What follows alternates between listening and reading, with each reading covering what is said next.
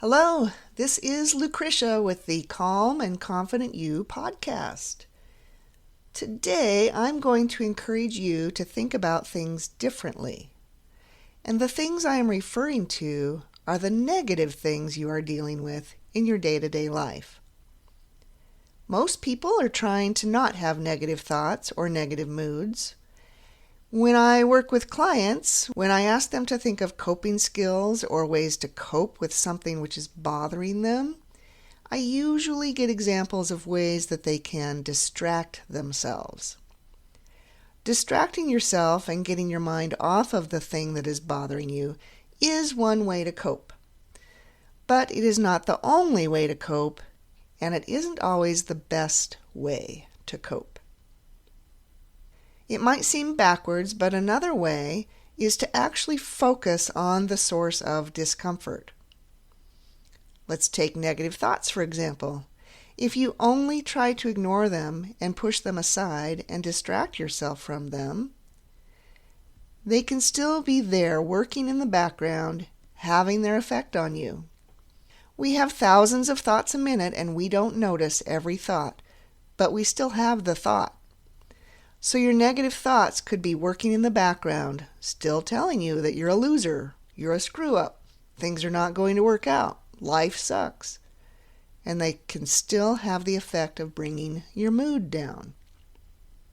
Now, I have worked for years teaching my clients who join me for therapy all about cognitive distortions and learning to notice when they're having them, and recognizing those as being thinking errors.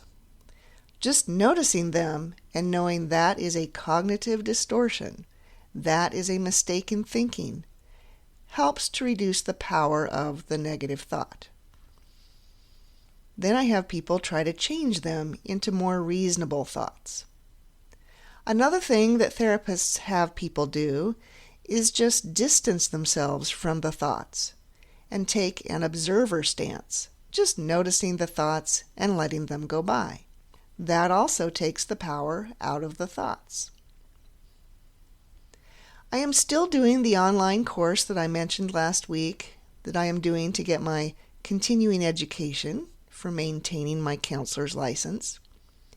Yesterday I was doing the exercise as the instructor guided us to do, and I had an interesting experience. If you've been following me lately, you know that about a month ago I had rotator cuff surgery, and I am in recovery from that. I have been telling people for a couple of weeks now that I'm not really in pain during the day. There are times during the day where I stop and I think, wow, I don't have any pain at all. There are also times where I get so involved in something I'm doing that instead of taking pain medication after about 4 hours, I will notice that 6 hours have gone by. I notice that because all of a sudden pain is coming through and getting my attention. And I'm thinking, wow, I'm really hurting. What's going on? Then I notice the clock and realize how much time has gone by. Now, this experience is okay because it also proves to me that, yes, I do still need to be taking something for pain. I am alternating taking Tylenol and ibuprofen so that I'm not overdoing either one. So the exercise that I was following along and doing yesterday was a body scan exercise. The course instructor asked us to notice any areas of discomfort and to spend a little bit of time in that area, not trying to do anything about it or get rid of it, but just noticing it. He suggested to really go into that area of discomfort, to really pay attention and notice what that felt like. Well, I came to my shoulder, of course, which I noticed was aching right in the center of the shoulder. Then as I stayed with it, that pain increased. I noticed that it actually shot back to the back of my shoulder as I paid attention. Then the ache grew stronger and I thought, oh, I don't like that. I realized I wanted to get away from it, but he was telling us to stay with it.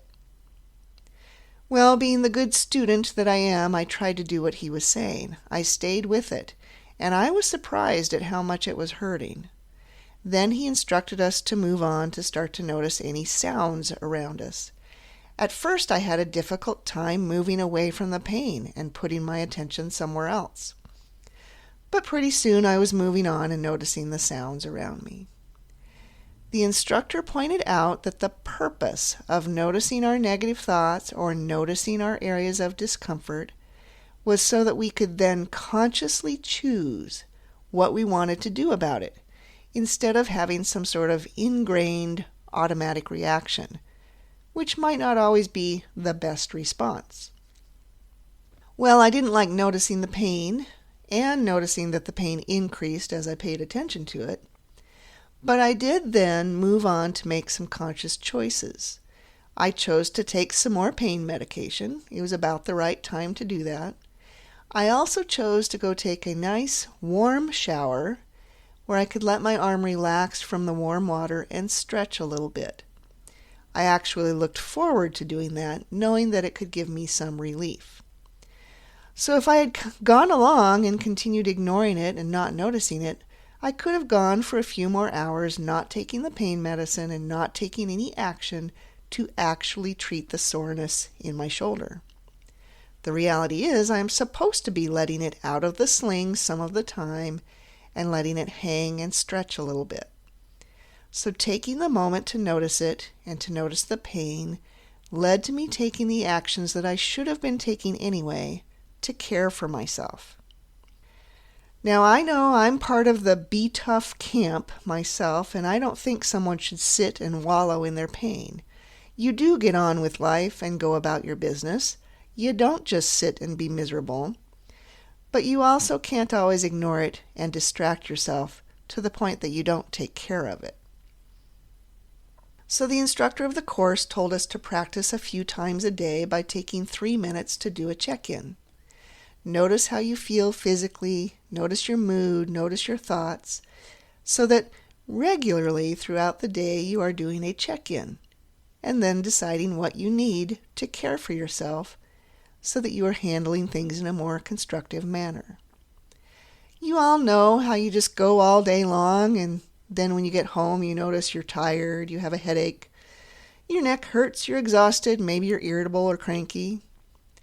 Maybe if you took some moments throughout the day to check in with yourself and then do something to reduce the strain, such as go for a little walk, get away from your desk and your work, eat lunch and only think about eating your lunch, not all the work you need to do, you might make it through the day in much better shape.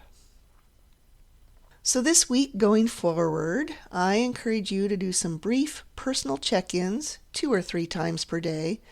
Don't wait until it's late in the evening and you finally have a moment. Do this during the day as you're busy and you're going about all of your responsibilities. In fact, there's a nice little app you can put on your phone called Mindfulness Bell. You can set it so that the bell goes off after certain intervals during the day. When you hear the bell, you stop and breathe, and that is when you could do your self-check-in. So try that out, and when you do the self-check-in, when you're done, think about, is there any small thing I could do that I need right now that would help me feel a little better? Or if you don't need anything, you can just enjoy taking a little break and taking a moment to actually care about your own well-being. For your information, I am running a free webinar this Wednesday evening, the 27th, at 6 p.m. Pacific Time. It is about managing emotions. If you are interested in taking this free webinar, it's only about an hour long, you can go out to my website, ldonahue.com, where the webinar is announced in a banner. You can just click on that and it will take you to the registration page. And if you are liking this podcast, be sure to subscribe on your favorite streaming service, and please let your friends know about it so we can grow a following.